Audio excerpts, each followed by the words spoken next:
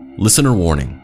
On this episode, we deal with subjects related to child abuse and trafficking, and though we are not a true crime podcast and did not want to get into the graphic detail of some of these horrific crimes and rather focus on the story surrounding the life and career of the subject, in order to do that, we had to touch on these topics in a few places. Listener discretion is advised. I'm Dave Baker.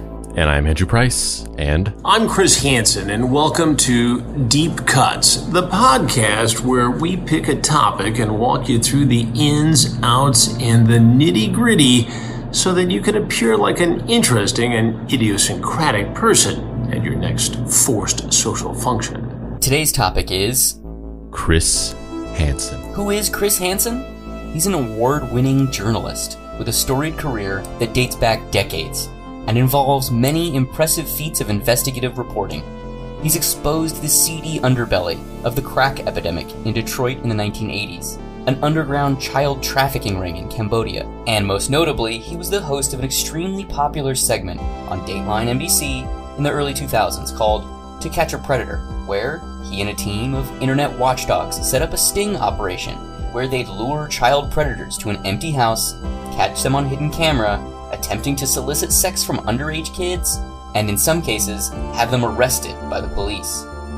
He also experienced a hard fall from the height of fame that saw him embroiled in a scandalous affair with another reporter, doing damage control after one of the predators he outed committed suicide, divorced from his wife, over $1 million in debt, evicted from his house, and eventually arrested on fraud charges. He then became a YouTube conman and a caricature of his former self, shamelessly exploiting the abuse of children for profit.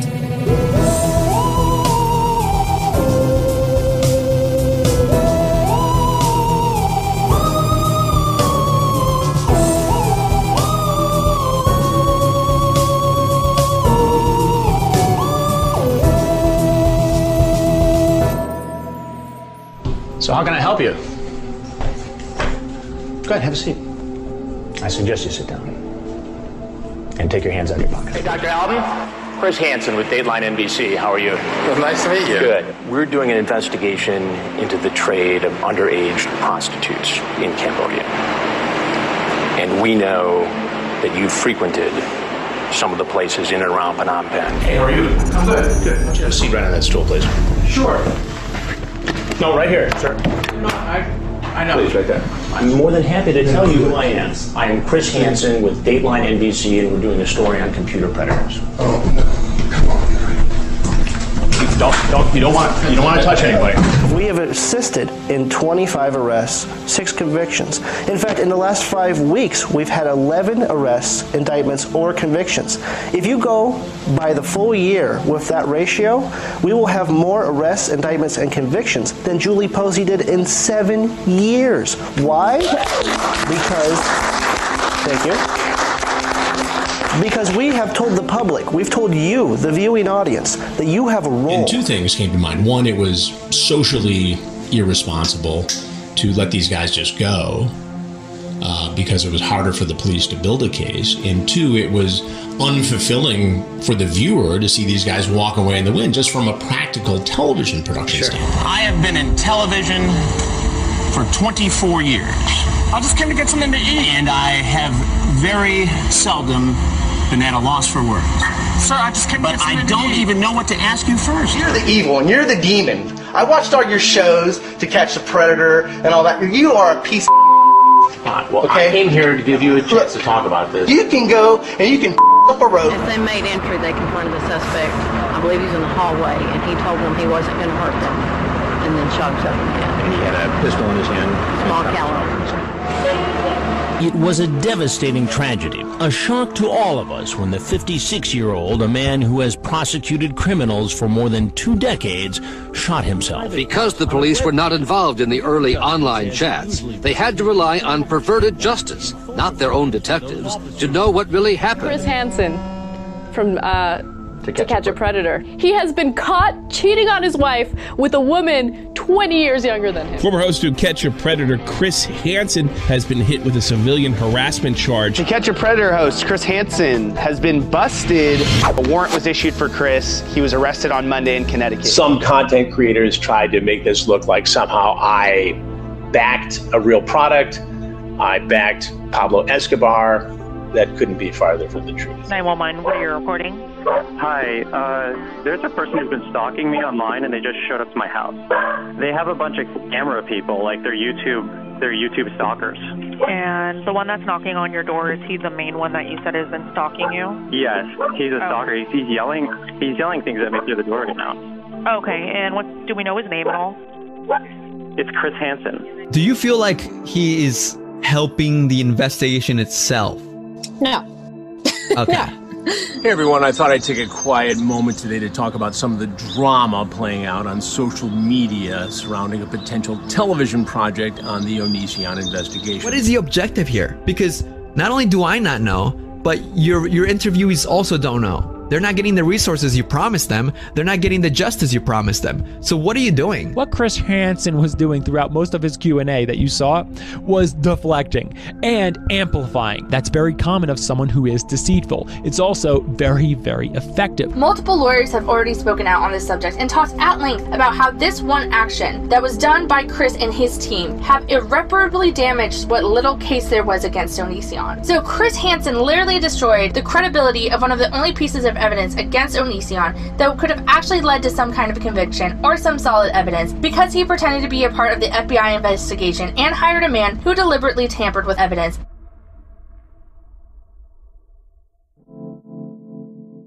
Act 1. God, don't let it happen, but if it does, let me be the first one there.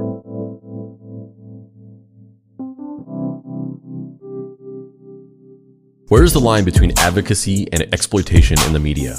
Can anything ever be truly altruistic when there are views, clicks, ratings, advertising revenue, and salaries involved? Or maybe genuine altruism doesn't exist at all. After all, everyone has an agenda. Even if you're not working for fortune, fame, or notoriety, how can we ever parse out our desire to help others from our need to be validated, to be liked, to salve guilt, or to simply feel good about ourselves? Does the way that altruism and the needs of the self are inextricably linked make any selfless act inherently selfish? Are human beings a community working together to overcome life's foibles, or a series of isolated experiences operating in a vacuum of id, bouncing off of each other, and sometimes in the pachinko game, one person's actions benefit the others? Does it matter if the end result is altruistic in nature? Certain controversies going on right now about the media's trustworthiness notwithstanding, can their role in social good ever be truly trusted when it's tied so intrinsically to profit, and the ultimate goal is entertainment rather than information delivery? Many people watch documentaries and take them at face value, completely unaware that it's common for filmmakers to take narrative liberties with the stories to make it more entertaining. Many people, if they found out information in a documentary wasn't 100% accurate, would feel shocked, appalled, lied to. They demand the filmmakers be held accountable, not realizing it's common practice and pretty much all of them do it. The news media might have been a different story at one point, but the creation of the 24-hour news cycle during the O.J. Simpson trial has led to a world where getting enough content out to fill the time and competing with other news organizations has slowly chipped away at journalistic standards. If it bleeds, it leads. This is a concept that Werner Herzog talks a lot about. He has this concept called ecstatic truth, which is that sometimes when people are so obsessed with capturing reality, it just flattens everything and things become boring and it doesn't make for good narratives, which is slightly different than the conversation we're having, but I feel like it's germane. Like he has this concept called ecstatic truth, which is that the lie is actually more truthful than the actual facts. So like he's literally just full on lied and fabricated things in his documentaries that are just whole cloth not true, but build a world that makes things more,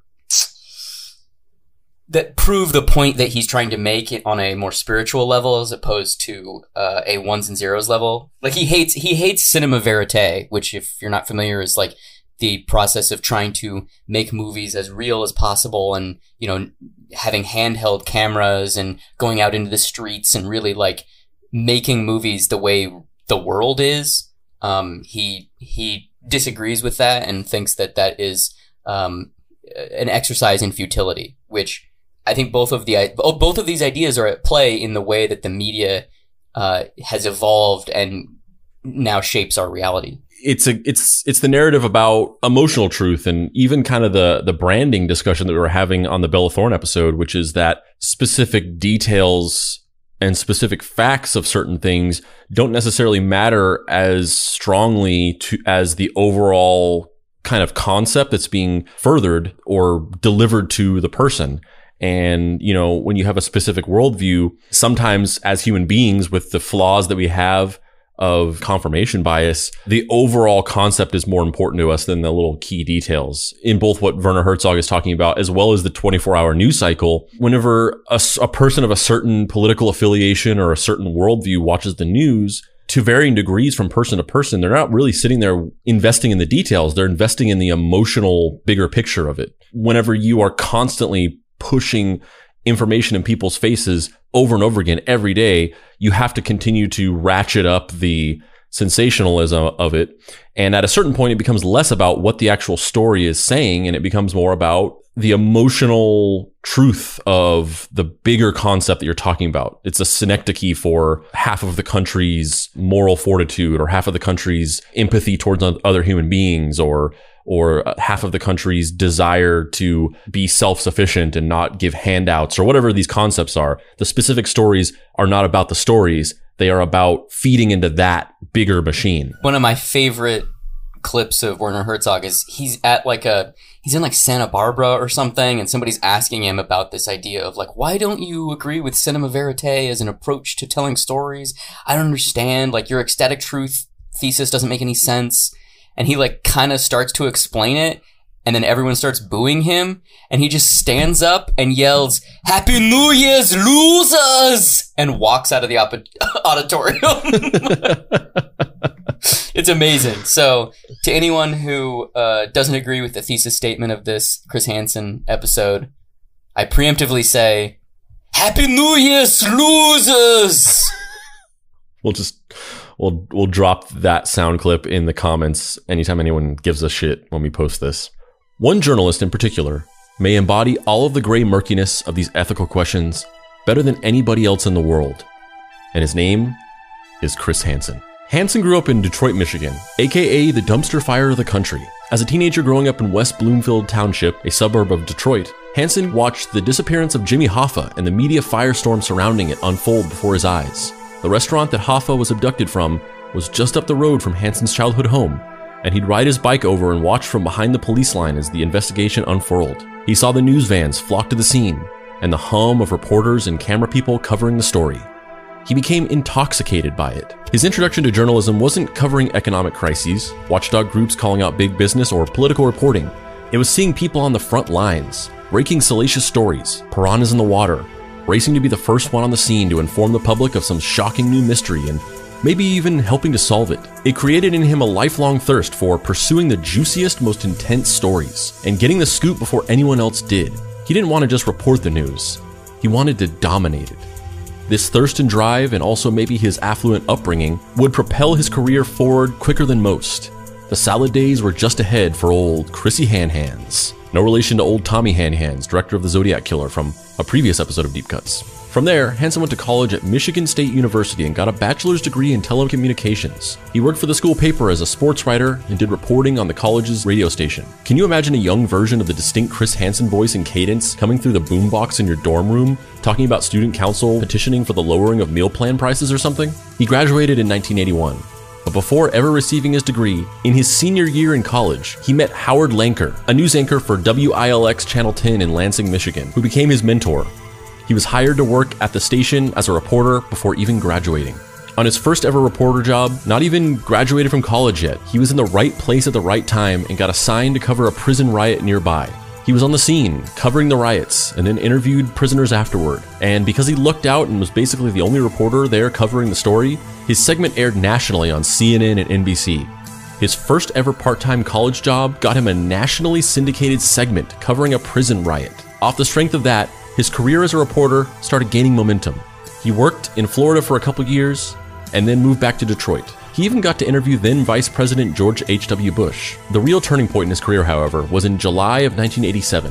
He got his first big break and did a 5-part investigation into the Detroit crack cocaine epidemic for WXYA TV Channel 7. This chamber here holds 12 shotgun shells and everything. As part of a 5-part series on the crack problem, I went on dozens and dozens and dozens of narcotics raids with a no crack task force.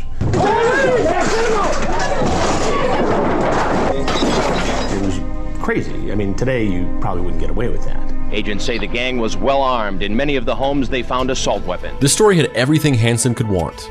It was a massive, salacious story where he was able to flip over the beast of 1980s Detroit and show the public the seedy underbelly of this growing problem. He got to be out in the field, actually confronting the story head on. He was in the trenches, working with the DEA and the Detroit Police Department directly.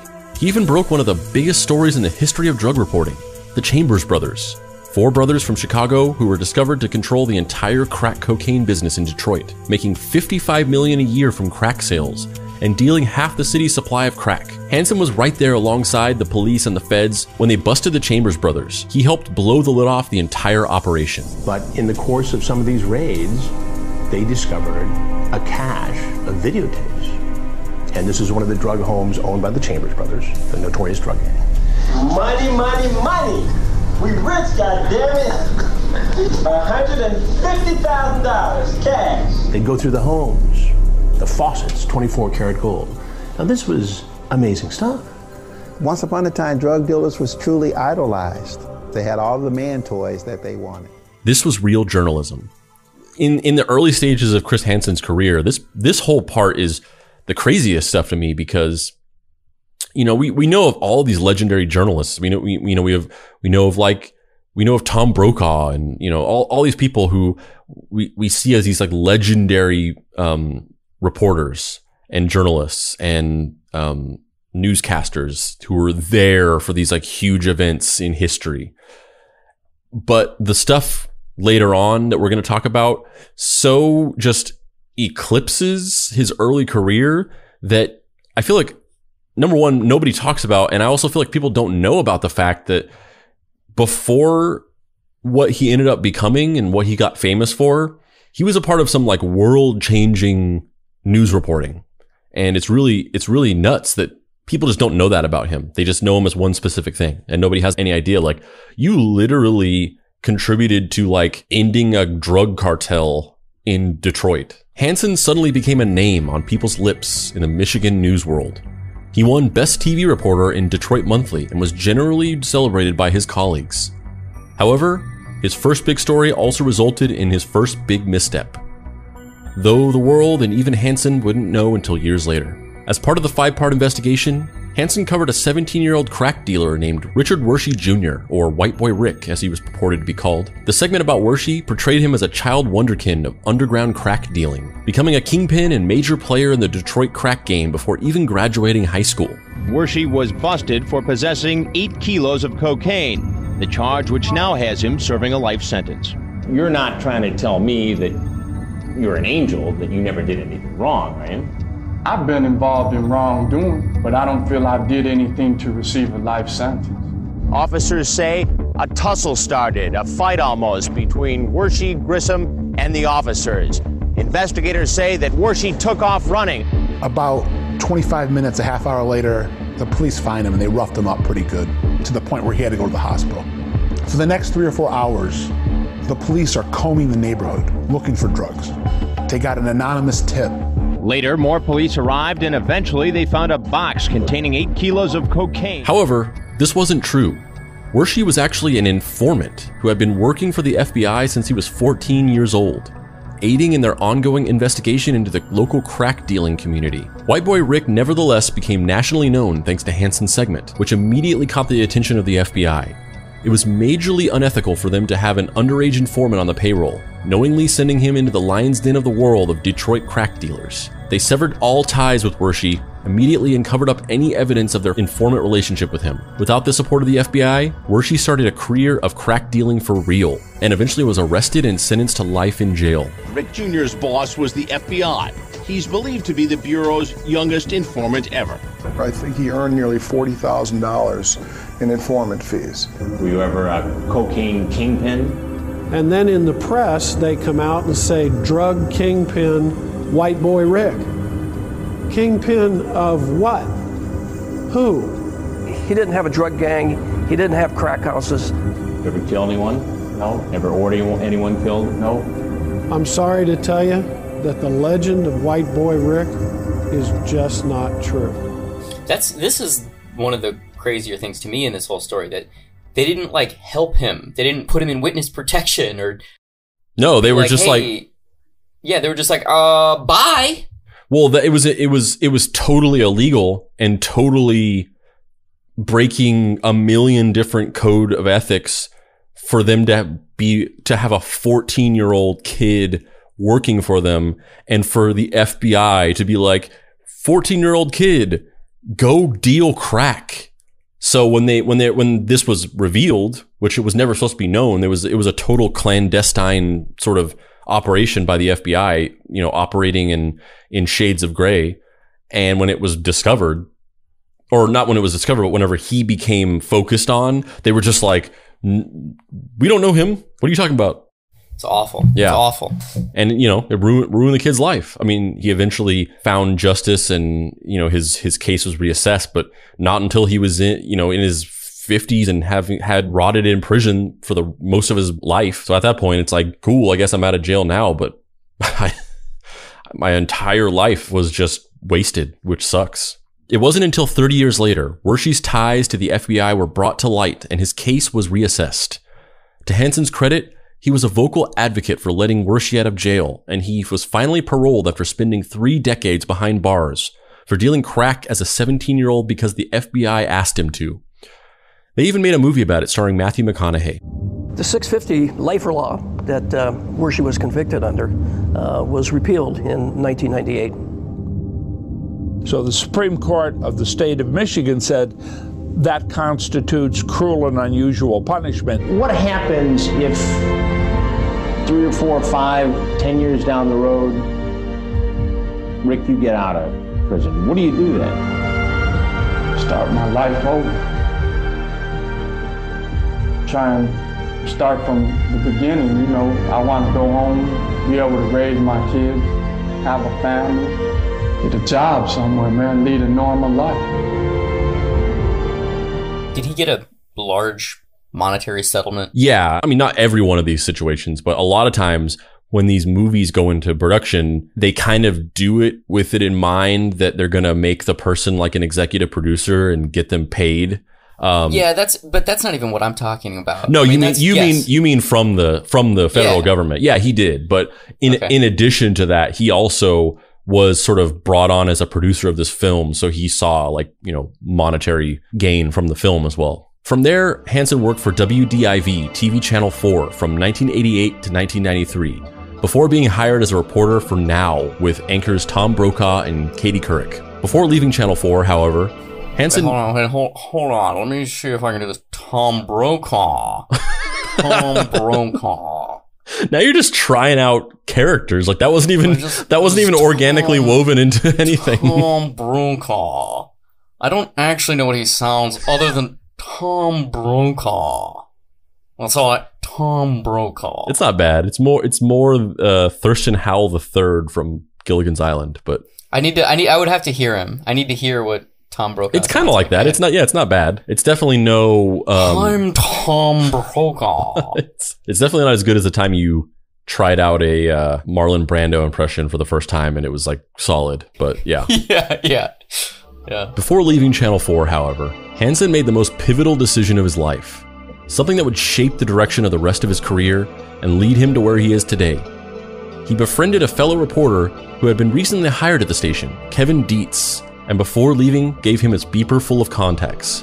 As a final bit of leverage before leaving Channel 4, he told them that if they wanted someone to cover all the same stories he was covering for them, they should probably ask the guy with the beeper. Keep this in mind because it will definitely come into play later on. For Now, Hansen covered many of the types of stories he was becoming known for. He did an investigation into the lack of regulation of bounty hunters, most notably helping to expose the clearly racist psychopath bounty hunter Keith Rodas, who would regularly round up a gang, raid the house of predominantly black men with warrants out for their arrests for petty crimes like shoplifting, and violently assault and rob them before turning them into the police. One bounty hunter that law enforcement did go after is Keith Rodas. He armed his Louisiana team as if it was going to war. We brought sawed-off shotguns, 357s, 9mm, Tech 9s. Curtis Turner will never forget the night Rodas came after him. Turner had shoplifted 2 bottles of aspirin. He was on a $500 bond. By mistake, he showed up a day late for his court date. But by the time the bounty hunters showed up at his door, he wasn't wanted anymore. Oh, about 6 of them, they all rush in, guns drawn. They come over to me and knock all my furniture down that was in that area. And they come over with the guns and the billy clubs and they hit me, spraying me with mace. When Keith Rodas and his gang of bounty hunters were finished with Curtis Turner, this is what he looked like. When they grab me by the legs and drag me through this door, they don't get me up on my feet or nothing. They just grab the shackles and drug me down this concrete stair. Mr. Turner, everything that he got or that happened to him, he brought on himself. It's better than me shooting him. Better than me shooting him. Yeah. It's like a weird Billy Bob Thornton character. It's like, what if Lobo starred Billy Bob Thornton? Oof. Oof. Yeah. I mean, yeah, maybe we'll do an episode on this because I've always been fascinated by the world of bounty hunters and just like, and private detectives as well. I think we talked about that on some episode of just like where the line is and how, like, I've always just been fascinated with, like, because, you know, when you watch movies, they're presented as just like these vigilantes who can bust bad guys and things like that. Oh, we talked about it on the J.J. Arms episode. But, you know, where's the line between the, you know, actual law enforcement and like these licensed civilian private detectives and bounty hunters, and what can they do and what can they not do? It's super fascinating to me. And this story, you know, out of anything really shows, like, you know, where is that line? Because these guys were apparently operating within some realm of their rights as bounty hunters, but then they were also just like breaking into people's houses, robbing them, like not following the proper chain of command of like even verifying that the person was still wanted anymore before doing this, which none of that obviously is legal, and yet they were doing this and they were getting away with it until this expose happened. Also, I feel like I need to state for the record, yes, Keith Rodas does have a mullet. Yep. 100%. Hansen's expose got Rodas stripped of his ability to be a bounty hunter, but he was later busted for assaulting and robbing a black man who had previously had a warrant out for his arrest, but the warrant had been recalled. The police were called and they chased Rodas in his vehicle until Rodas eventually pulled to the side of the road, pulled out his pistol, and shot himself before he could be arrested.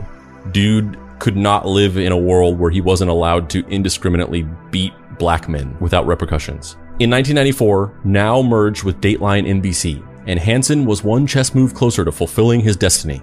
He was now a part of the Dateline family, and a few steps away from the Chris Hansen that we all know and love today. Because of the particular types of stories he pursued and how effectively he was at reporting on them, he became the network's go-to guy for covering huge, hard-hitting, often shocking national stories. He covered the Oklahoma City bombing, Medicare fraud, the hidden danger of escalators, and much more. He even did an investigation in 1996 that exposed the lack of proper airport security across the country, which actually led to the Federal Aviation Administration revising their security policies. But their revisions weren't drastic enough, and many people claim that Hansen's segment on airport security was a grim warning about the inevitability of an event like 9/11, which Hansen also covered extensively for Dateline. The next big story for Hansen, however, was another pivotal turning point for his career. In 2002, he did an hour-long special on the Indian silk trade. In this investigation, Hansen and his crew was able to link Indian child slave labor to many of the high-end clothing brands in the US. The popularity and success of this special showed Hansen one thing: people ate up stories about the exploitation of children, so he leaned into it hard for his next special. There are some places you might never have heard about, notorious places, the kind of places a sexual predator would be willing to travel halfway around the world to reach. Destinations like this dusty village in Southeast Asia. Here, the prey is plentiful and easy to stalk. Children peddled by young hustlers like this. Hello. These are the children born into poverty and sold for sex. Oof. Oof, those kids are so young. Yeah. Oof. Yeah, and I mean, up until, I mean, obviously this wasn't something that people thought was okay, but up until this story, which once again is kind of crazy that Hansen was kind of involved in something like this, up until this story, the greater public didn't know about this, but the government and federal law enforcement and things were well aware that this was just a normal thing that a lot of people did. But it was just kind of a thing where, I guess sometimes these people just go and they travel to another country and they do horrible things to trafficked children, and then they come back and we know that they did it and we know who they are, and we just have to kind of let it go because it's not our jurisdiction. And it really wasn't until this special that it became this bigger conversation that, I mean, arguably it didn't really help much, as we'll talk about in a second, because of that jurisdictional issue that, you know, these people, unless you can figure out some kind of way of cooperating with different law enforcements, internationally, there's literally nothing you can do. Like, you could know that guy goes to Cambodia and like purchases children, but there's literally nothing we can do about it because he did it in a different country. In 2004, Hansen did another hour-long special on the child sex trade in Cambodia. In addition to christening his trademark focus on child predators, it also established a technique he would go on to use in his future child predator investigations, working in tandem with law enforcement and a watchdog group, in this case one called Justice Mission. For this investigation, undercover men would pose as predators, soliciting young girls on the streets of Cambodia wearing hidden cameras. During these undercover investigations, the decoys discovered a network of young Cambodian boys acting as pimps for older men, offering up girls as young as 5 years old. I know that's disgusting and kind of hard to hear, but fortunately this investigation led to 36 girls rescued and the arrest of 12 traffickers. During the special, Hansen was also able to interview Cambodia's Minister of Women's Affairs, where he essentially sat her down, showed her all the hidden camera footage they had captured, and allowed her to uncomfortably stew in how terrible she was at her job on camera for 10 minutes. And then he interviewed then U.S. Secretary of State Colin Powell about the need to crack down on what is known as sex tourism, which is a system by which American citizens can skirt prostitution laws by traveling to other countries and engaging in illegal activity that they can then flee the country and escape any liability for. And while sex tourism can often be utilized to employ the services of age-appropriate consenting sex workers, sometimes in countries where it's actually legal, which probably isn't that big of a deal, it can also be known as a safe haven for child predators and traffickers, which is obviously horrifying beyond description. Career turning point number 3. Almost as an afterthought, the crew was handed some hidden camera footage taken by a humanitarian activist talking to an American doctor named Jerry Albom. In the footage, the man strikes up a conversation with Albom about buying underage prostitutes, and Albom essentially gives him step-by-step advice on how to do it. Like this doctor from Oklahoma our camera crew met up with in the heart of Phnom Penh. Jerry Albom says he likes Cambodia so much he visits several times a year. The Cambodian people have been most welcome and most courteous at all times, and they've got some of the most remarkable architectural finds here. Most notably, the temples of Angkor Wat. But it's not only the legendary temples of Angkor Wat that draw Dr. Albom to Cambodia. Our hidden cameras found that he, like thousands of other tourists, comes here for another purpose. This is Martini's. It's a nightclub where young women outnumber men 10 to 1, and many of the women are for sale. Whenever Dr. Albom is in town, he likes to hang out here, as we witnessed more than once during our stay. Even though prostitution is illegal in Cambodia, finding a girlfriend for the night at Martini's takes just a few words, a few dollars, and a stroll out the door. But the action at Martini's pales compared with what else we're about to see in Cambodia. The human rights investigator with a hidden camera found a visitor who was willing to admit he's not here for the scenic beauty or the local cuisine. Okay, it's the first time here? Yeah. Okay.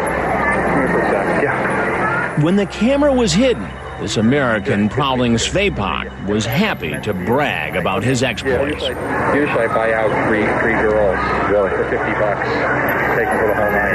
So Look familiar? He should. He's Jerry Albom, the same American doctor we met up with on our arrival in Phnom Penh. And now we know for sure he's interested in more than this country's historic temples. In fact, Dr. Album offers pointers to a man he believes is a sex tourist. First, on how to cover his trail. Don't tell anyone you're going to Cambodia, he says, but Thailand instead. Our friends are educated to research the area because they may know this place has a reputation. You don't want to implicate yourself on that. So you just tell them you're going to Bangkok, and you come here very discreetly, and try to keep a low profile. That's all. One slip and you can run into trouble, he says. Like the time he snapped a photo of one of the girls here. And I showed a picture of her to a guy, to a friend in the United States, I got accused of pedophilia. Really? Yeah. So, okay. She weighed all about 90 pounds. A lot younger than she was. He says he doesn't go for the youngest of girls. He prefers teenagers. I mean, 15, 16-year-old, or maybe 14-year-old might sneak in if you can't tell the age. But, I don't take really little ones. Okay. That's just a little bit of discretion on my part. Man, that's fucking dark. Yeah, I mean, there's multiple aspects of this. The obvious one is that this is horrifying and disgusting, and this person is, just vile human garbage. I mean, this is the type of person that would be on Chris Hansen's show. But there's a lot going on here psychologically that it is really dark and really fascinating and really disgusting. The first thing is, he says in giving this advice, he says to keep a low profile. But number one, he's openly he sees a stranger and he starts striking up a conversation with him. And then he just openly offers up all this information to him about these horribly illicit, illegal things that he's doing. Is that keeping a low profile? Is like confiding the darkest secrets you have to a stranger on the street? Number two, what was that guy? Was that guy just wearing a t-shirt that was like, yes, I too am a sex tourist? Like, what? Yeah, I don't know. And second of all, just the mere fact that he's doing this, it's so weird and dark and gross that he's even telling this guy these things, because if you were doing something like this, what do you stand to gain from helping another guy do it too? He's like getting off on bragging about it to this guy. He's bragging to this guy about this and giving him advice in the same way that some shitty, like, self-important guy who thinks he's like a hotshot in like movie producing or whatever, but he's actually not, tries to like give advice to somebody. And this is how you do it. This is how you break into the movie industry. And he's not actually successful. He's actually compensating for the fact that he is not very successful. And he's trying to cultivate this weird power dynamic with somebody who's less successful than he is, and making himself feel bigger by positioning himself as some kind of like weird mentor to this other person. And he's doing that with this, which is really dark and gross, that is a thing that he is like feeling braggadocious about. And the last thing is, going back to the low profile thing, you agreed to be interviewed on camera for a news investigation that was happening, an American news investigation that was happening in Cambodia at the time you were there. And he thought it was just like a profile of Cambodia or whatever. But if you know that there's this news crew of Americans covering this at the same time they're doing it, and then you agree to be on camera and be interviewed, I don't know. How fucking dumb could this guy be? In addition to being a disgusting, horrible piece of shit. However, there's kind of a bittersweet, maybe more on the side of bitter resolution to this. On the strength of this footage, Hansen and his crew decided to tack on an additional moment to the special, where Hansen waited in the parking garage of the hospital that Dr. Album worked at and confronted him about the footage later on camera. His reaction is some of the most intense cringing you'll likely do all month. Hey, Dr. Album. Chris Hansen with Dateline NBC. How are you? Well, nice to meet you. Good. We're doing an investigation into the trade of underage prostitutes in Cambodia. And we know that you've frequented some of the places in and around Phnom Penh and Svay Pai. That's true. I have visited there many times. With underage girls? No. Not to my knowledge. May I show you a videotape? Yes. But not on camera. Well, I think you want to see this. We showed him some of the hidden camera video. We say 15, 16, maybe a 14-year-old will sneak in. That's underage, Doctor. I don't want to say anything more, but I've read about things like this. I've talked to people who have done this, but I deny any participation in anything like this. I don't support it. But aren't you supporting it by going down? I support the people down there. The people down there are in tremendous poverty. They're very delightful people.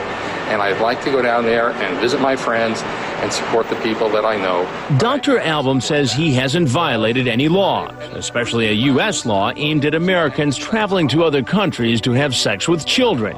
He explained his understanding of that law when he gave advice to a stranger back in Cambodia. Now, if you don't get into trouble unless they can prove that you traveled with the intent of having underage sex. Or with the intent of having underage sex. Okay. So if you just did it by accident, it's okay. That would be hard to prosecute you. You'll get the papers, but it's hard to get a conviction. He was ready with the same defense when we caught up with him. Well, I don't go down there with the intent of trafficking or participating in the sex with underage girls. But Dr. Album may be in for a surprise because President Bush has signed a new law. Now, prosecutors only have to prove that a traveler like Dr. Album had sex with someone younger than 18. So the technicality he's relying on won't hold up anymore. It's not my intent. So it may happen from time to time, but that's not what you're trying to do. I don't say it even happens from time to time. It seems to be what you're indicating on this tape. It may happen to other people from time to time. I'm not saying that it happens to me. There are many things I've read about, many things people have talked to me about, and I don't want to participate and make judgments of something that may have said when I was drunk or may have been slipped a pill. Who knows? That is not... Drunk or slipped a pill? Right. That's your defense? Yes. From one episode that I don't even recognize myself, I don't even recognize myself saying something like that to people. But you know this is you. I would agree that is me. You also talk about getting 3 girls for the night for $50. I don't want to comment specifically on anything on there anymore, okay? I will deny any illegal activity by United States laws, and I will leave it at that. Watching a man's world crumble around him. The thing that's so interesting about that, too, is this is obviously somebody who knows that they're in the wrong. Like, his expression is like the kid in middle school who's just like, please don't call my parents. Yeah. Please don't call my parents. Mm-hmm. And then just the blatant rejection of reality where, like, he knows what he's saying doesn't make any sense, and he knows that we know that what he's saying doesn't make any sense, and we know that he knows that we know, but he's still just keeping on doing it because what else do you do in that situation? Like, you know what you do in that situation? You don't have sex with children in fucking Cambodia. That's what you do in that situation. In the first place. But also, it's just like, this is the early flashes of it. But who in this world is better at that than Chris Hansen is? That's the reason why he goes on to become known for this, because he's like, there's something about his demeanor and the way that he confronts these situations that just feel like it's like you don't stand a chance. The disappointed, scolding dad energy that he has, it's just uncanny. Yeah, it's really, yeah, it is very, I expected so much more of you, which is weird because that's awful. Like, he just raped all those kids, and the fact that Americans get off on, I expected so much more of you. Oh, well, we're going to talk about that. We're going to talk about that a lot later. That's a big discussion for kind of our open discussion part of the episode, or episode 12 or whatever. Episode 75 of the Chris Hansen mythology trilogy. Yeah, whatever. Just the entire concept of this as entertainment. We're going to talk about that. We're going to go deep into that. Put a pin in it, my boy. That's your new catchphrase? Well, it's either that or cut the mustard. Why not both? Yeah. Put a mustard in that pin, my boy. Despite the hidden camera footage, Hansen's confrontation with Album, as well as the fact that he showed the footage to Colin Powell and got a promise on camera that something would be done to get this man behind bars. He may be a doctor, but he's a criminal. He's a criminal, and if he can be brought to justice, he will be brought to justice. The law requires it, and he won't have to worry about being a doctor because he'll be doing time in jail, and that's where he belongs. It seems that no legal action ever came against Album, There's really no information about this dude beyond Hansen's investigation anywhere on the internet. So I guess he just went on living his normal life, which, yeah, What's his first name again? Jerry. And Jerry Album? Yeah, I did research on this guy, and it ends at this investigation. That's the end of any reference to him in any kind of publicly available news articles on the internet. So he did this stuff in Cambodia. The hospital that Chris Hansen confronts him at is not actually in the United States, it's in Guam. He was in Guam filling in some hospital or whatever where they confronted him. And, you know, they mentioned in the news packet that they had just changed this law to where it was no longer contingent on proving intent, but that they just needed to prove that it happened, which seems pretty compelling. That's not him, right? That is him. He's on Facebook. Oh my God. Yeah, that's 100% him. Yeah. He's much older. He's lost weight and he's just looks older, but that is him. He has 37 friends. Of course. His name on Facebook is Gerald Album. Gerald. Oh yeah, Gerald with a J. Yeah. Is this his wife? His sister? Who is this? Album is one of his friends who's in a at. Fuck. Oh my God, Dave. This is fucking insane. Yeah. I did not look on Facebook. I was doing research and trying to find this dude and trying to find articles about anything. I was trying to find out any update on what could have happened to him after this investigation, and there's nothing. So he ostensibly they couldn't pin anything to him, and he went on about his life. But he's just on Facebook. Yeah. So I don't know if this is his full profile or if there's stuff just set to private. There's stuff missing. Yeah, there's stuff missing because it's set to private. But the last post that we can publicly see is something that was shared in 2018, which is just him trying to get signatures for some kind of petition. Help Gerald Album get more signatures. We need 128 more signatures today. It's a change.org. Support science and Professor Tim Noakes. We are writing to ask if you are willing to join in signing a letter in defense of science and Professor Tim Noakes of South Africa. Many of you know the story of Professor Noakes. He is a world-famous professor, now emeritus, of exercise science and sports medicine at the University of Cape Town, who happened to discover that a low-carb diet was highly effective in a treatment for obesity, type 2 diabetes, and other nutrition-related diseases. He became famous in South Africa for promoting the diet, and this has led to various forms of retaliation by his colleagues. Perhaps most stunning, however, has been the medical authorities, HPCSA, have subjected Professor Noakes over the past few years to a public hearing with his medical license hanging in the balance. The charge? Sending a tweet to a breastfeeding mother that she could safely wean her child onto LCHF diet. Specifically, he was charged with giving unconventional advice that is not evidence-based.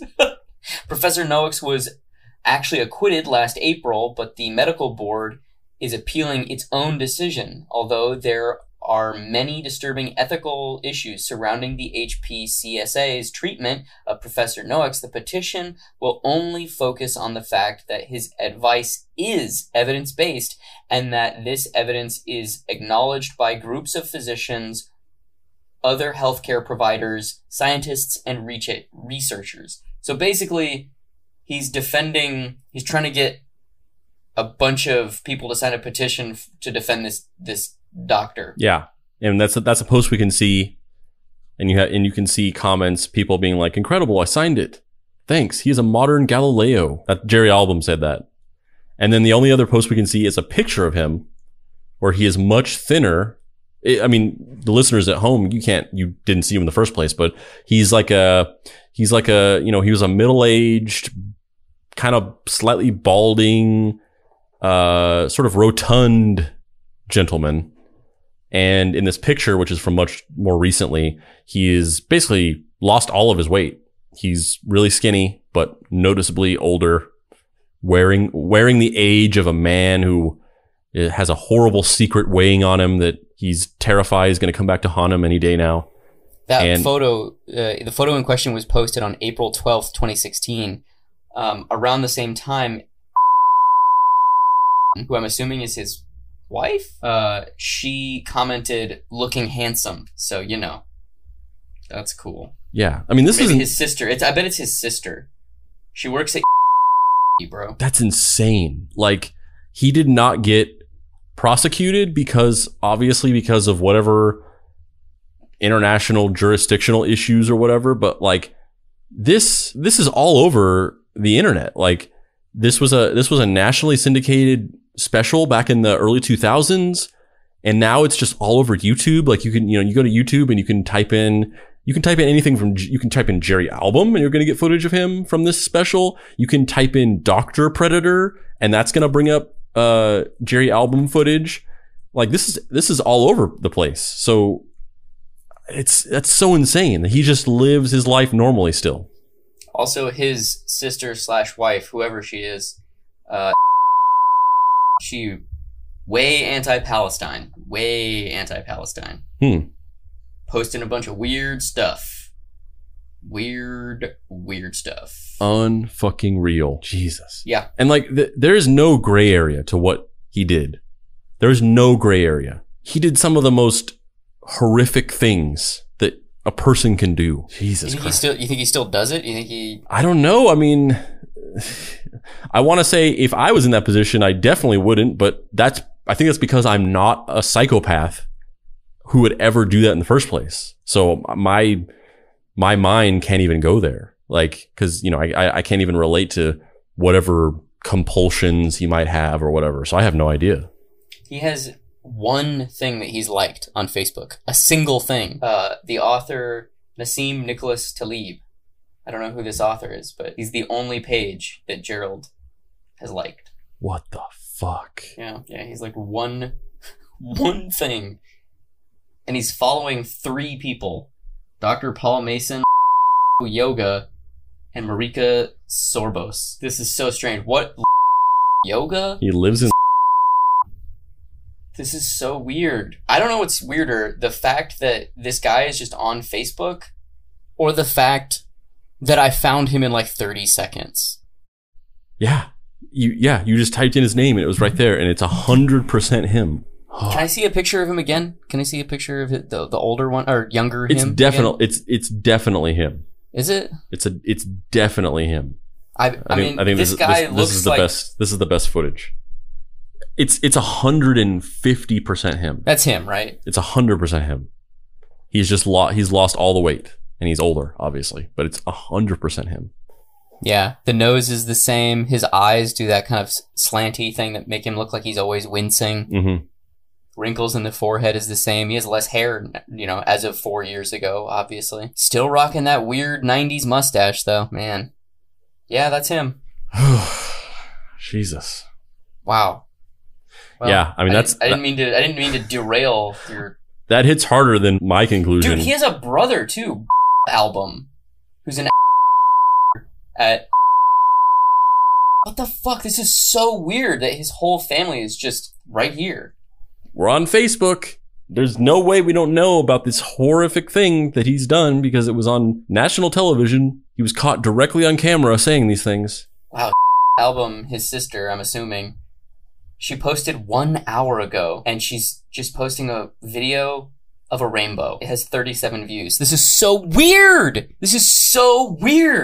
Like, how do you navigate that life? How do you navigate after being out? Like, you're outed on national television for this thing that you've done, which is just beyond inhumane, beyond disgusting, beyond, the most vile crime you can commit. And it's outed publicly. And then you just go on with your life, and through this series of loopholes, you don't actually get, in trouble for it. And then you just continue on your life. And he just walks around working his job, going to stores. People see him ostensibly. Sometimes he's recognized and maybe people don't say anything. Maybe sometimes people do say things. Maybe he knows people and they bring it up sometimes. And then what does he do? Jesus.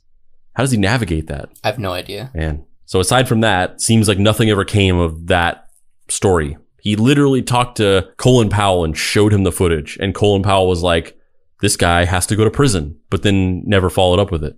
However, this clip of Hansen confronting Albom was the final finishing touch to the format that Hansen would later go on to perfect. A charismatic and stern reporter, backed by a team of law enforcement officers and specialized watchdogs, confronting predators caught in the act on camera and grilling them as they stew in their own confusion, shame, and fear. Around this time, an old friend of Hansen's also had his sights set on taking down predators on camera for the news. Kevin Dietz at Channel 4, the friend that Hansen had handed over the beeper full of contacts to those years ago, had participated in a similar investigation back in Detroit. This investigation was headed up by an internet predator watchdog group specialized in catfishing child predators on the internet and luring them to locations to be caught on camera or arrested. They were going from town to town, cooperating with local news stations to stage these stings and air them as segments on the news. And Kevin had been chosen at Channel 4 to be the one in front of the camera, confronting the men showing up to solicit sex from minors. Dietz saw Hansen's Cambodia special and realized that his national notoriety might lend some much-needed exposure to this very worthy cause. So he called up Chris and told him that the watchdog group he was collaborating with on the Detroit Predator sting was shopping around an idea for a TV show to news networks, that Hansen would probably be very interested in hearing their pitch, and that if he acted fast, he could become the face of this TV show. Yes, that's right, Chris Hansen did not create the show he became known for. It was actually a pitch by this watchdog group, and Hansen was simply selected to be the face of it because of his influence at Dateline as well as his proven track record for being good at it. This watchdog group was called Perverted Justice. But who is Perverted Justice? And why does their name sound kind of wrong?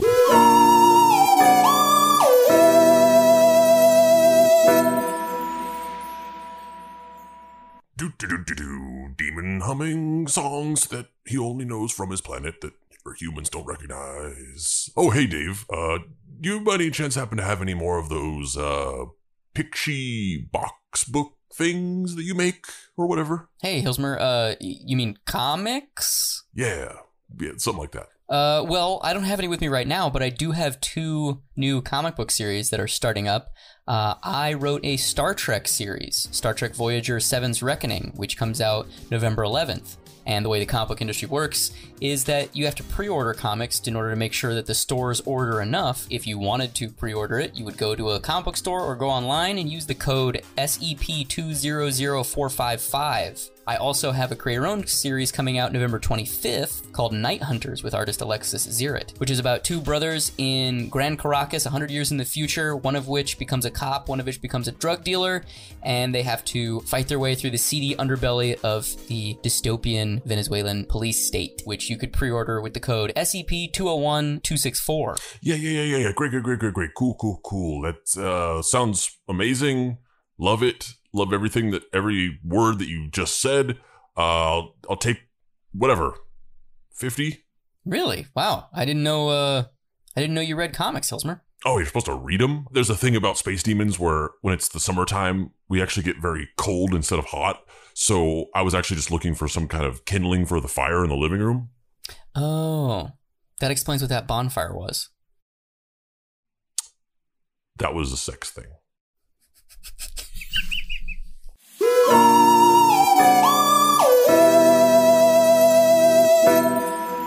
Act 2, and Justice for All Perverts. What are you picturing when you think of the organization behind an operation dedicated to busting child predators?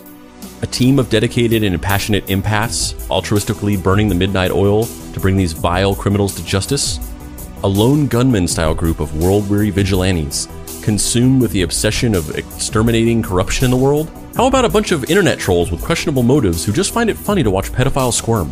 If the name Perverted Justice sounds kind of off to you, it's probably because, despite retconning themselves years later as moral crusaders dedicated to exposing as many pedophiles as possible, the organization started out as a humor website, wherein members would pose as underage kids in chat rooms, catfish predators, and post their chat logs to the public for entertainment value. The organization started in 2001 when co-founder Xavier von Erck, real name Philip John Ide, had a somewhat popular blog called theangrygerman.com. Part of his site was dedicated to trolling people in Yahoo chat rooms, but it wasn't morally reprehensible criminals. It was stuff like foot fetishes, and members of the LGBTQ community.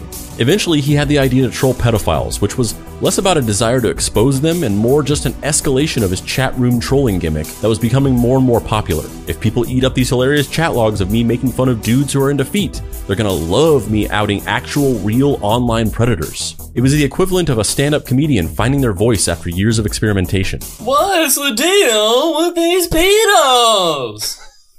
Seriously, that's not even far off. To be fair though, as most people do, Von Erck did hate pedophiles. He wasn't detached from the situation entirely, and it really brings up the moral gray of altruism and the media's involvement with social change again.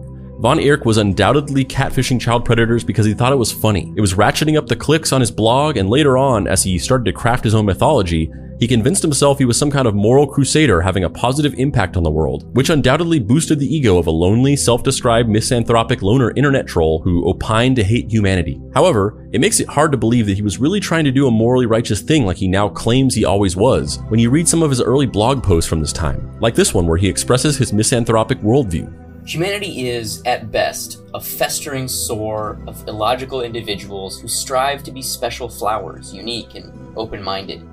Befriending people with all their problems simply invites something worse than having no social life. Having one you hate. That burdens you without rewarding you. So I will continue to live my life the way it is set up. No friends, no real activities, nothing. Or this screed about how much he hates babies. Babies. I simply cannot stand them. They shit, they pee, they cry, that's all. They do nothing. They are good for nothing. They should not be taken to restaurant to cry and cry and cry, making me want to kill, making my ears bleed. They are not cute. How are they cute? They don't even look human. They're bald, they're pint-sized, they drool. They make God-forsaken Teletubby sounds. And the only reason people like them, or want to have them, is because they are insecure and they need these little urchins to give the point to their life. Or how about this blog post where he literally implies that children should be exposed to a sexually explicit environment without legal repercussions? Hey, a couple of parents throw a party for their star quarterback. So they get a stripper, some pot, and some alcohol. Are they facing the prospect of a year in jail? Why in the name of all that is that Keebler? Yeah. He says that a couple times. He's what is that? He's just a weird internet troll. It's just like some weird internet slang that I'm just not familiar with from the 2000s? I don't think it's anything specific. It's just like when you're like a weird edgelord internet troll or like a early 2000s like so random like blogger, you say weird stuff like what in the name of H.G. Abraham Lincoln or whatever. Like it's just weird random bullshit. Why in the name of all that is Keebler should anyone care? Oh, that's right. Those kids were 15 to 18. Of course those ages shouldn't be able to see naked women smoke pot or drink alcohol. I mean, we need to have our kids paying taxes, driving, and being able to be conscripted into the military. You may pay the government and die for the government, but damn you for thinking you're an adult. What a stupid society. Repeat, what a stupid society. Of course, all this relates back to indirect harm. I love indirect harm. It can get used to justify anything if you use a faulty causal relationship. Or how about this rant about wanting to go on a killing spree? So, after suicidal thoughts, I turn my thoughts to killing sprees. No, not indiscriminate, psychotic killing sprees where I shoot innocent people for no good reason, although that is tempting. Targeted ones. For example, I launch an assault on a NAMBLA meeting. Dead idiots everywhere. Perhaps I break into Handgun Control Inc. with a knife and eviscerate everyone. Something. Some form of complete destructicity. After going down the K-hole of Von Erich's old blog posts, it's very clear that his primary goal was to just unleash his aggression upon humanity. Pedophiles just happened to be the perfect target because everyone would be on his side, which in a lot of ways is a lot of what's going on with this whole QAnon thing, which is like this orchestrated sabotage job towards a certain group of people that you don't like. Like, oh, we don't like liberals, or we don't like Democrats, or we don't like these people. And we don't think that the Black Lives Matter protests are valid, or we don't think that COVID is a big deal like everyone's making it out to be. So they've hit upon this perfect tactic, which is if you just pretend like you are taking this moral high ground of like, but what about the children? What about the horrible child sex trafficking that's going on in the Hollywood liberal elite and all these things? And you accuse these people who are outspoken liberals or outspoken whatever that goes against you of being pedophiles, and you Photoshop their names onto flight logs of, you know, of Jeffrey Epstein. It's like you implicitly gain this upper hand and make the argument much easier to win, because anybody who's arguing against you is by default siding with pedophiles. So it's just this like perfect skeleton key tactic to winning a moral argument. And it's kind of similar to what he was doing. He was masking his desire to exact his aggression on the world under this morally altruistic thing that maybe to a certain degree he cared about it in that way, but I don't think it was the primary reason why he was doing it. But it doesn't matter if the end product was objectively a good thing. I mean, nobody can argue that even in these early days of Perverted Justice being a humor website, they weren't objectively helping to expose online predators who had been lurking in the darkness, getting away with their crimes for who knows how long. Also, as Perverted Justice and their chat log drop started to gain a reputation, it had an actual noticeable effect on the frequency of predatory behavior in the chat rooms, as people started to become scared of getting caught and exposed by them. This feeds into a much larger discussion about intent versus impact and ethics versus end result. So, a subdomain of the angriest German popped up, Perverted Justice. Von Erck teamed up with a fellow online troll, Frank Finstpost, to start going into chat rooms and luring in the predators. The two actually kind of hated each other and for all intents and purposes were rivals in their online community, but they both hated child predators and both saw the opportunity to exploit the gimmick for online clout. But if Von Erck was doing this with questionable motives, Finstpost made him look like Mother Teresa, the fake idealized selfless humanitarian version of Mother Teresa we learned about in school, not the homophobic, ableist, abusive profiteer that she actually was. Anybody want a Deep Cuts episode about that? Anyway, Finstpost was even more in it for the lols than Von Erck was. The whole thing was a joke to him. For instance, here's a list of rules that Finstpost put up on the Perverted Justice subdomain. Do not call these perverts every hour on the hour from midnight to 6 a.m. asking for hot ass. Do not offer these numbers to Jehovah's Witnesses, telling them that you need as many prayer meetings as you can possibly get. Posting these numbers in a gay phone sex chat is, number one, a terrible, terrible thing. Do not do that. Please do not do that. Say what you want about this sarcastic urging for people to harass these online predators. It's difficult to have any kind of sympathy for them, but trying to trick a bunch of lonely gay men into calling child predators? Come on, man. One time, Frank posted the chat logs of an 18-year-old purportedly talking to a 14-year-old decoy, but they never discussed anything sexual, and the decoy, played by Frank, tried to solicit the guy to meet up, but he said no. Despite not having said anything improper or predatory, the chat log was posted along with his private phone number to the website simply because an 18-year-old was chatting with a 14-year-old? I mean, I guess it's kind of weird. Frank would also regularly trick predators into coming to his house with food, thinking they were coming to hang out with a minor, and he'd answer the door with a baseball bat, force them to give him the food, and make them leave. Which is kind of funny, but still not the behavior you'd expect from a supposedly serious and dedicated organization. Give me that fucking pizza! There's like literally like he based his entire persona around doing that. His profile photo and all of his like online accounts on different platforms was a picture of him holding up a baseball bat and then like shoving like a burger into his mouth. And that was like the thing, you know, like in Inglourious Bastards, the Bear Jew, which is like he was known for like beating the shit out of Nazis with a baseball bat. He was known for luring pedophiles to his house and robbing them, basically. Which is, like I said, it's kind of funny. It's almost good. It's almost good. The integrity of a lot of the stuff that comes out of this era of Perverted Justice severely comes into question. In 2003, they were rapidly growing, and as they grew, they added more contributors and decoys to the site. At this point, two key figures would join Perverted Justice. They were Frag and Del Harvey, who will come into play later. Also, Xavier Von Erck, Frank Finstpost, Frag, Del Harvey? This sounds like some Mystery Men ragtag crew of misfit superhero bullshit. It does. I mean, let's be real. 1, Flaming Carrot is great. 2, Bob Burden is great. 3, Mystery Men was a dope movie. 4, Xavier Von Erck is like, I feel like that's the name of the guy from Mutant X, the bullshit bootleg X-Men show that came out in the 2000s. Like, yeah. I feel like that's just his name. Up until this point, part of Perverted Justice's creed was to never involve law enforcement. This was probably largely due to Von Erich's strict libertarian beliefs, insisting that private citizens could take care of their own without the involvement of city, state, or federal government. And it just even further hammers home that the early years of PJ were genuinely about entertainment value. Other than the embarrassment of being exposed, and in some cases some intense online and phone harassment, most of these predators never saw any actual justice or legal repercussions for what they did, at least not from the Perverted Justice catfishes. But all that changed in 2003. The site was getting bigger, and PJ was starting to face backlash from critics about the fact that they weren't actually getting these predators arrested, simply mocking them on a blog for funsies. So Von Erich finally agreed to change the site's policy. Law enforcement from any jurisdiction where any specific predator they outed was chatting from was allowed to reach out to the site about using chat logs to help them make an arrest. It seems pretty obvious that this was at first meant to just be a symbolic act to assuage the detractors, and Von Erich didn't actually expect any cops to initiate a conversation. But they did. Oh, they did. From this point on, Perverted Justice actually started genuinely getting online predators put behind bars. They boasted 300 to 500 busts in cooperation with law enforcement that year.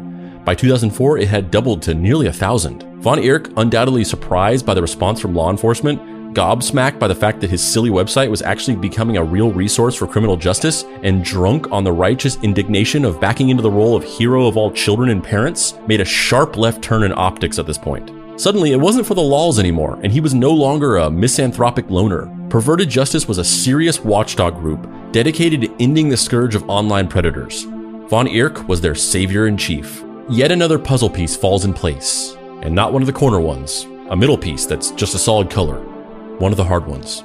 The press became interested in what PJ was doing, and suddenly they were getting interest from local news stations to bring some exposure and resources to the cause. The proposition was simple. The news station would payroll a sting operation in which a house would be rented out, cameras hidden everywhere, and then Perverted Justice would use their decoy gimmick, not just to create a bunch of chat logs for internet users to hate read and feel superior about, but to lure these predators to the house under the guise of hooking up with a minor, at which point a reporter would confront them about why they were there, watch them squirm, and get it all on camera for viewers at home to hate watch and feel superior about. They conducted these one-off sting operations for news stations in Milwaukee, Wisconsin, St. Paul, Minnesota, Atlanta, Georgia, and Kansas City, Kansas. These stings started to get national attention, and suddenly news stations from all over the country wanted to work with PJ. But the most significant of these early stings happened at good old Channel 4 in Detroit. And guess who the on-camera reporter was for this one?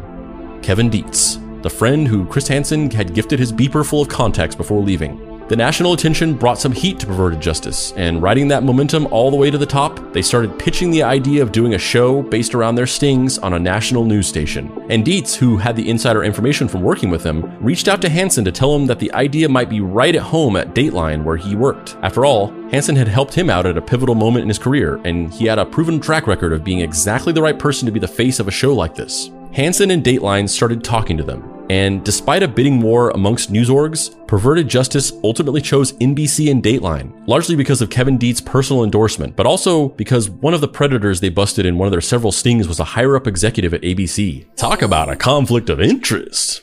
Ooh, ABC, more like AB New! Yep. ABC, more like ABC you in jail! I love this comedic persona. ABC, more like ABC. Don't want to go there. No, don't want to party with you. You are not good guys. No. You got it the third time.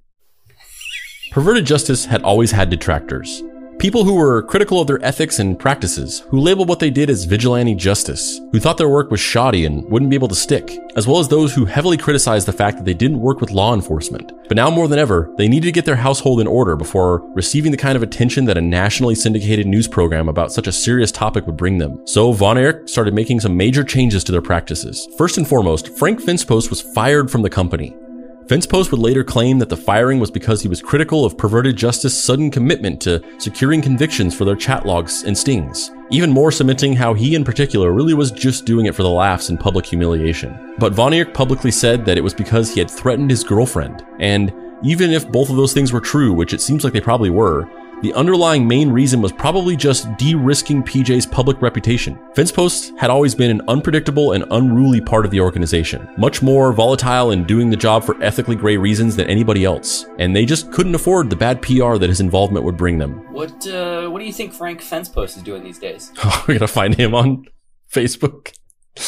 Yeah, I don't know. I mean, what are any of these early 2000s live journal era internet trolls doing? I mean, they weren't even internet trolls. It was like before that was a thing. Like just these people who would just blog these ranting screeds, and they would, you know, go on to message boards and 4chan and things like that and just like rant about things and like get into arguments. They developed like a community around that, but that, you know, that community doesn't necessarily exist anymore because it's sort of been broken out into the grander internet and social media ecosystem. So everything is kind of that now. So you can't really be famous for that anymore because everybody goes onto social media and rants and gets into arguments and things like that. So yeah, where did any of these people go after, you know, Facebook came out and stuff?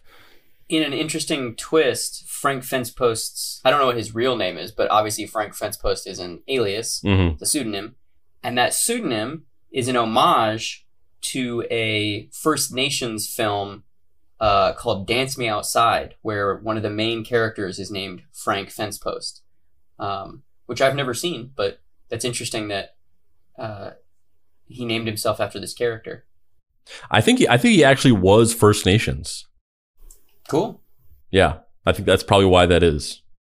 Yeah. I don't think I mentioned that in this, but because I didn't really focus on him as much as some of the things I was reading were, but I think he was actually Native American. That's cool. Well, yeah, everything on my rudimentary quick Google search is just about the movie character Frank Fence Post. Yeah, I mean, I'm sure he doesn't use that name in years. Although it's interesting because we're going to talk about this later, much later, but Del Harvey works at Twitter and she actually goes by that name. It's not her. Really? Yeah, she just still goes by Del Harvey. Weird. And Xavier Von Erich, he legally changed his name to that. So that's just his name now.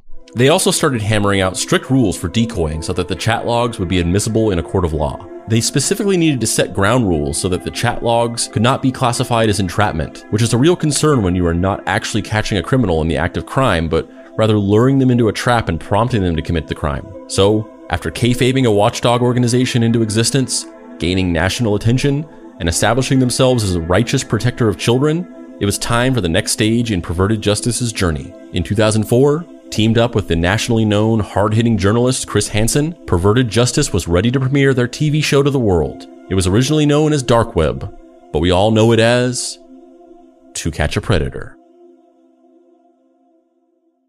We all know about the massive rise to popularity of To Catch a Predator, but many don't know about its even bigger crash and burn, the fact that it eventually led to a man's suicide, or the insane lengths that old Chrissy Hands went to make a comeback. Find out about all that and more on part 2 of Deep Cuts, case file number 29, Chris Hansen. I'm Dave Baker. And I'm Andrew Price. You can find me on the internet at heydavebaker.com, where you can find comics like Fuck Off Squad and Action Hospital and Shitty Watchmen and a bunch of other stuff. Andrew, where can people find you on the internet? You can find me selling crack on the streets of Detroit under the watchful tutelage of the Federal Bureau of Investigations. And you can also find me at dapricerights.com, where you can get my book, Deadbolt, AI Private Eye, and crack.